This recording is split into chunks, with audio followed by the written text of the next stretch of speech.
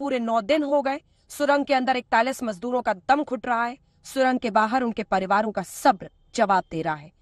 सवाल यही है कि 41 मजदूरों की जान बचेगी कैसे? सुरंग के अंदर फंसे मजदूर निकलेंगे कैसे? इस वक्त अंतर्राष्ट्रीय विशेषज्ञ आर्नल्ड डिक्स भी टनल के बाहर दिमाग खपा रहे हैं। 9वें दिन डीआरडीओ को इस अभियान से जोड़ा गया है। पहाड़ के टॉप पर एक सड़क बना दी गई है। हेवी मशीनरी से सुरंग के ऊपर और बाईं तरफ से अब ड्रिलिंग की जा रही है। और तो और रोबोट से भी मदद लेने पर विचार किया जा रहा है। 5 एक्शन प्लान के साथ छठे प्लान के तहत रोबोट की मदद से ड्रिलिंग के बारे में सोचा जा रहा है। सवाल यही है कि क्या छठा प्लान 41 मजदूरों की जान बचा पाएगा? देखिए हमारी ये स्पेशल रिपोर्ट।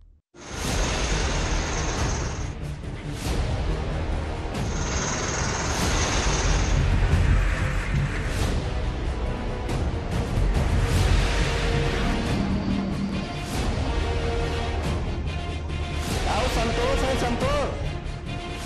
सहदेव कहाँ है? सहदेव। अब कैसे बचेगी 41 मजदूरों की जान? अब इंटरनेशनल टनलिंग एक्सपर्ट क्या कह रहे हैं? कौन है आर्नोल्ड डिक्स? क्या है उनका प्लान?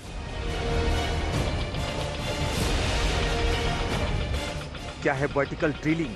क्यों काटा जा रहा है पहाड़? टनल के मुहाने पर क्यों स्थापित किया गया मंदिर?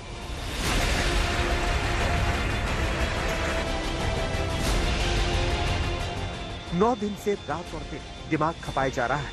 वो रास्ता आखिर कैसे बनाया जाए जिसके जरिए सुरंग के अंदर फंसे 41 मजदूरों को बाहर निकाल सके। केंद्र सरकार के मंत्री साइट पर पहुंच रहे हैं। राज्य सरकार ने अपनी पूरी टीम टनल पर लगा रखी है। देश की 5 बड़ी एजेंसियों ने मजदूरों को बचाने के लिए मोर्चा संभाल रखा है।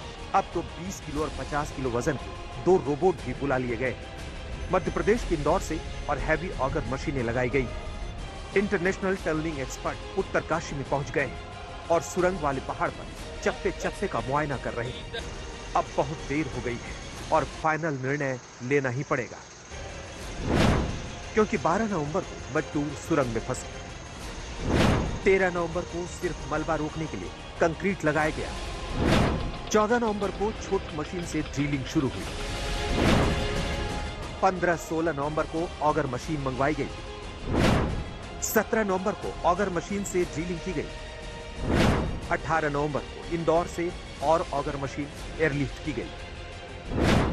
19 नवंबर को एनडीआरएफ, एसडीआरएफ और बीआरओ ने मोर्चा संभाला।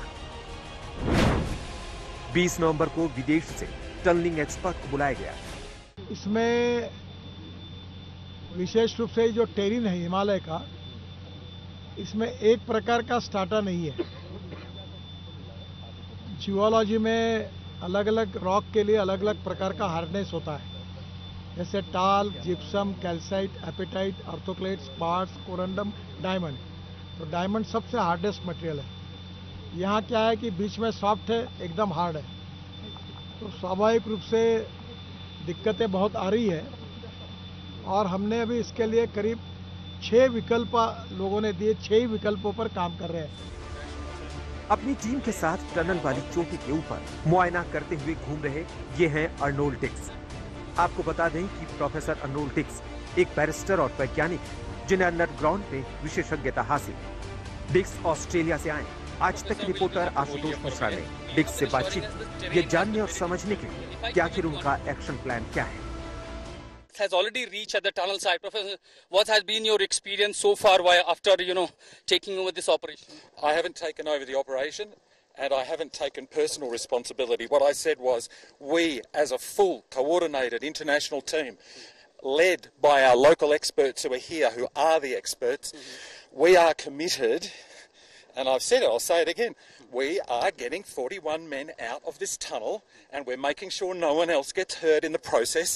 And if it takes us a little time, we'll take time, because all of us agree that we cannot rush and endanger the lives of any more people. And we also agree that we are able to get these men out. So please just give us a little time.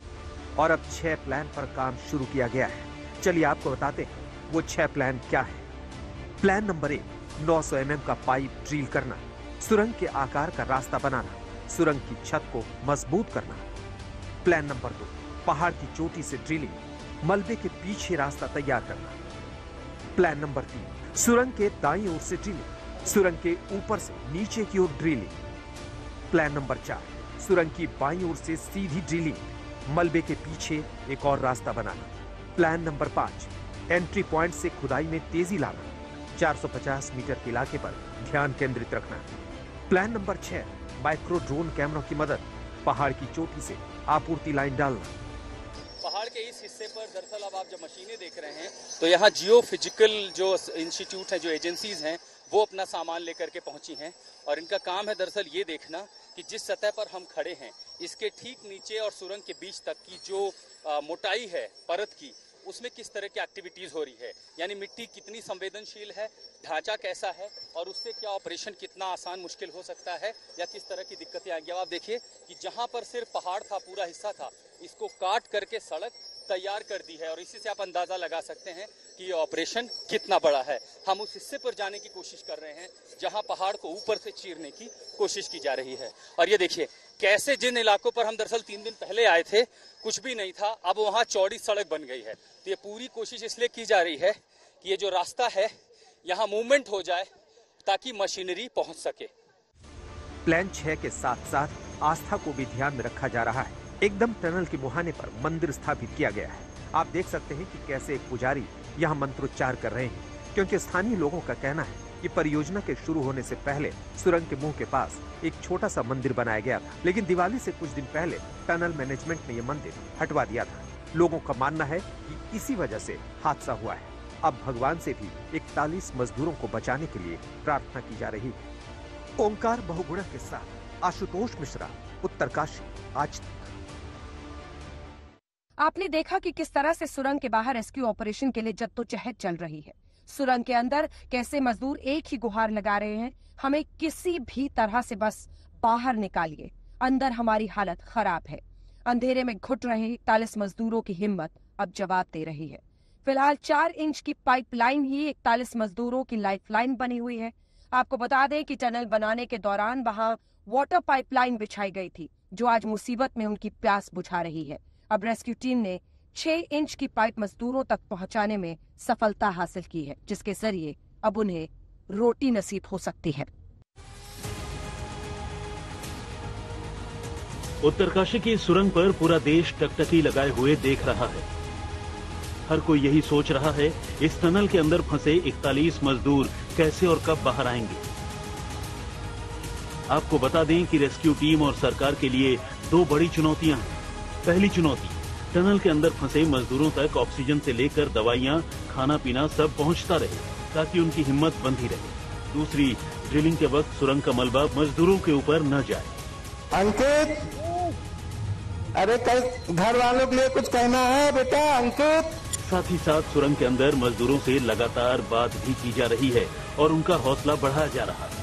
लेकिन सुरंग में फंसे मजदूर एक ही गुहार लगा रहे हैं, हमें किसी भी तरह से बाहर निकालिए, अंदर हमारी हालत खराब है।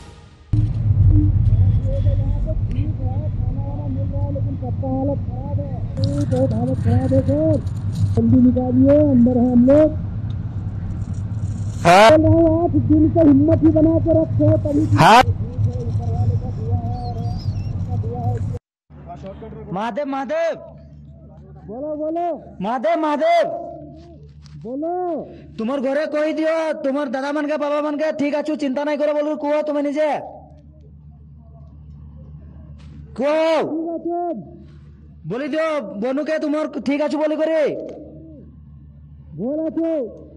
बोला छु दादा बोलो दादा। हाँ ठीक है। अंदर से मजदूर जान बचाने की गुहार लगा रहे हैं, बाहर उनके परिजन सवाल पूछ रहे हैं उनके अपने इस टनल से कब बाहर निकलेंगे। कि जो जो एक्सपर्ट ने हमको जिस जिस प्रकार के दिए, अभी जैसे ये पर्वत है, ये ऐसा ऐसा ऐसा इधर है, जहाँ सबसे 86 मीटर है, वो कम समय में वहाँ ड्रिलिंग करेंगे ताकि कम में होगा।